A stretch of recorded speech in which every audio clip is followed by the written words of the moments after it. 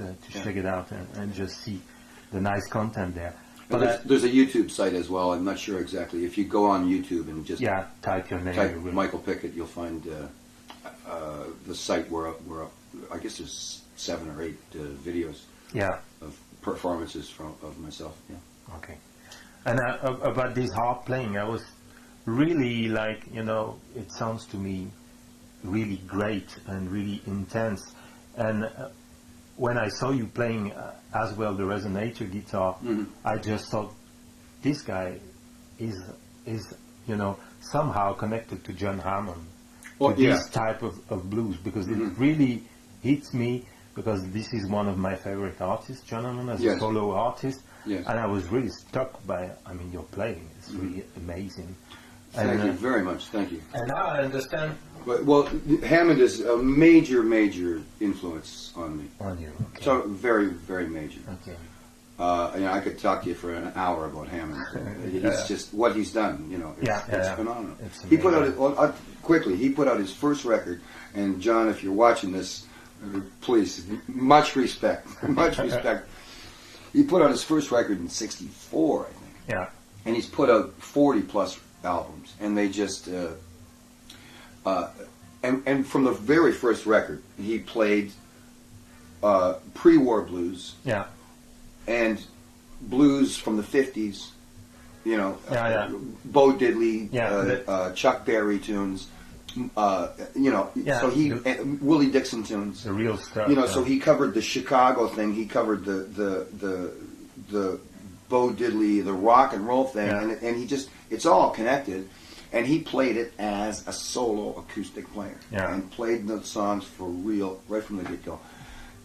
Just a phenomenal musician. Yeah. So a major influence on me. And you mentioned Bo Diddley, which is also an artist which I really loved a lot. And if I'm not wrong, you recorded with Bo Diddley, right? I did record with Bo Diddley.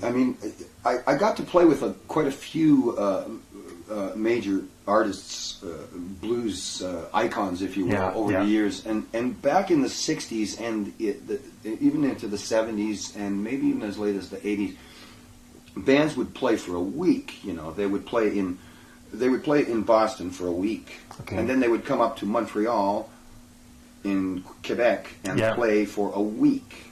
And then they would go to Toronto and play for a week, and then Detroit, and then Chicago. There would be a circuit like that.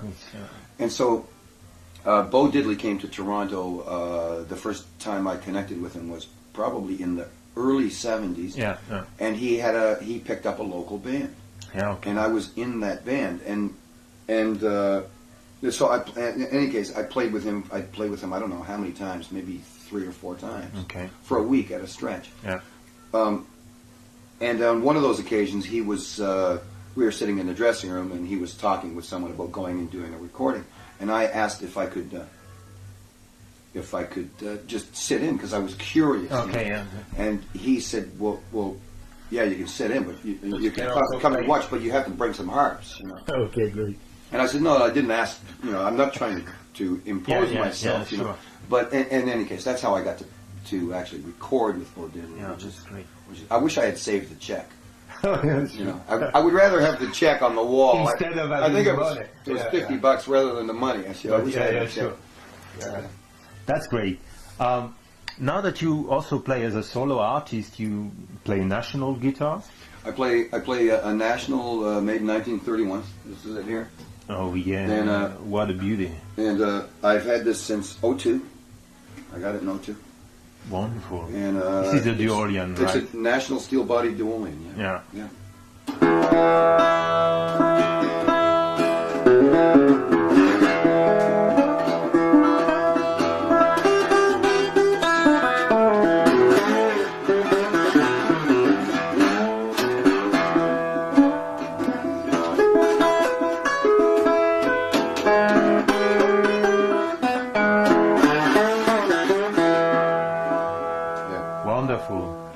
What did great sounding instrument. What did appeal you to play those national guitars rather than a normal acoustic guitar?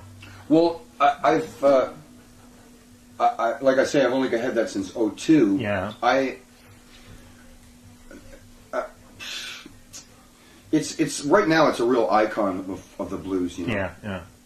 I believe that the first time I saw Hammond, he played just one guitar. He played an acoustic guitar, and he'd tune it. He'd put it in 3 different tunings over the course of an evening.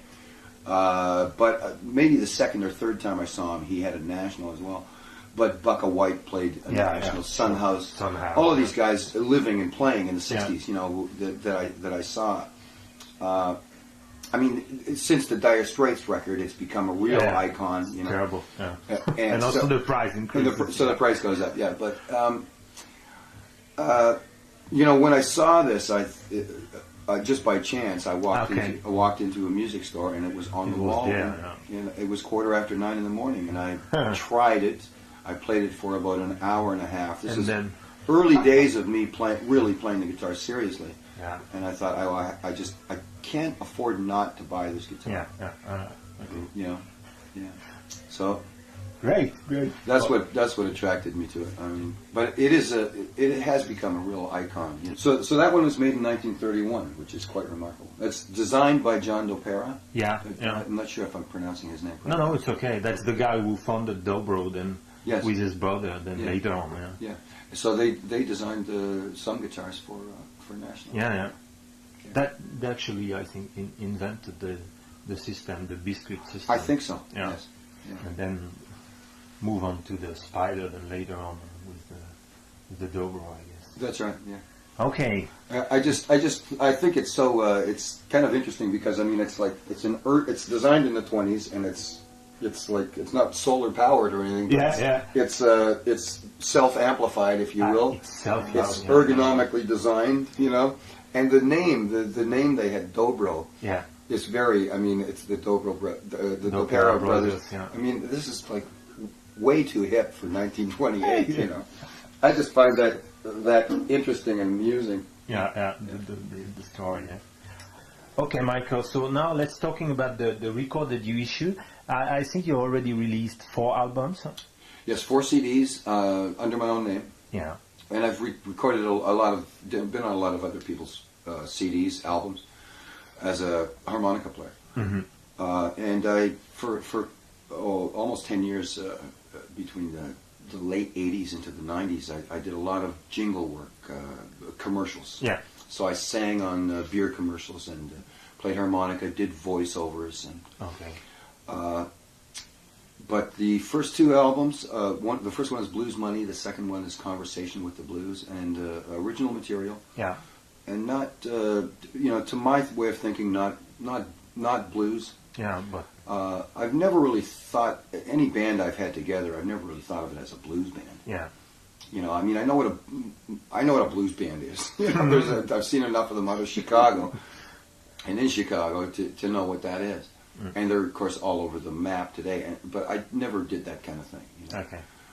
I mean, I'd play a lot of the classic tunes that a blues band would play. Yeah. But certainly from the 80s on, I was playing original material. Yeah. And when I stopped playing electric music. Yeah. And in the context of a band, I didn't play guitar. I played. Harmonica. I just played harmonica through an amp and stood up and sang. Yeah. And it was usually the band usually consisted of drums, bass, and guitar. Yeah. And harmonica. But when I stopped playing electric music, I went out and almost immediately put out a solo record, solo acoustic recording. Yeah. Mm-hmm. The first one being done in the studio, and the second one was done live. Yeah. And the way that came about, the live disc came about. The sound engineer approached me about 3 months later and said, "Here's the performance." Oh, great! And so we edited it a little bit. Yeah. But that's all we did to it. And, nice. But I'm due to record another 2 at least CDs. That was my next question. Yeah. Okay. Yeah. Well, there's I don't know when it's going to happen. Yeah. Hopefully this year. Okay. I'm going to have it recorded and released this year. And it's all original stuff. Okay. Right.